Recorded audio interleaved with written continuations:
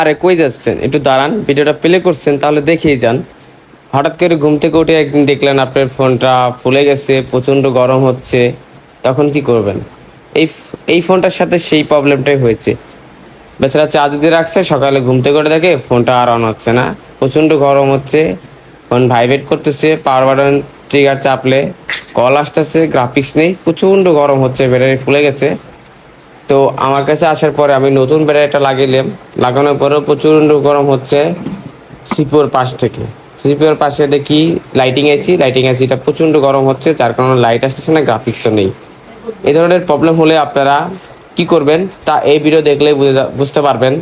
যদি কোনো টেকনিশিয়ান ভাই দেখে থাকেন তাহলে অবশ্যই ভিডিওটি লাইক দিয়ে সাবস্ক্রাইব করে রাখবেন। এরকম ধরনের ভিডিও আরও দেখতে চাইলে আমার চ্যানেলটি সাবস্ক্রাইব করে রাখবেন অবশ্যই।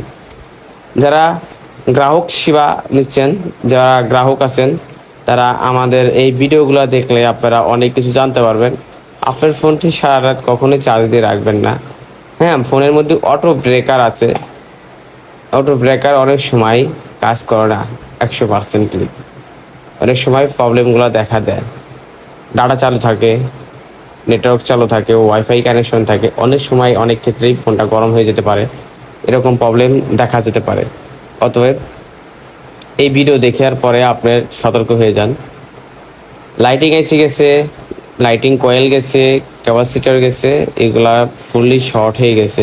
আমি একটা মাদারবোর্ড থেকে পরিবর্তন করে দিচ্ছি, তা আপনারা দেখলেই বুঝতে পারতেছেন। যাই হোক, আপনারা ভিডিও ভালো লাগলে অবশ্যই আপনি শেয়ার দিয়ে রাখবেন, যাতে আপনার ফ্যামিলি মেম্বার, আত্মীয় স্বজন সবাই দেখতে পারেন, যাতে আপনার এই ভিডিও দেখার মাধ্যমে তাদের ফোনগুলা ভালো একটা সার্ভিসিং সেন্টারে নিয়ে যেতে পারে। আমার দোকানে চলে আসতে পারেন, মোবাইল মাস্টার রাসেলে। এখানে আসলে আপনারা বসে থেকে নগদে সার্ভিসিং করে নিয়ে যেতে পারবেন। আমরা CPU, software, hardware, A to Z electronics জিনিস সার্ভিসিং করে থাকি। শুধুমাত্র ফ্রিজ বাদে, এসি বাদে যত প্রকার ইলেকট্রনিক্স জিনিস আছে আমরা সব ইলেকট্রনিক্স ডিভাইস সার্ভিসিং করে থাকি। আপনারা দেখতে পাচ্ছেন। আল্লাহ হাফিজ, কাজটা আমরা ডান।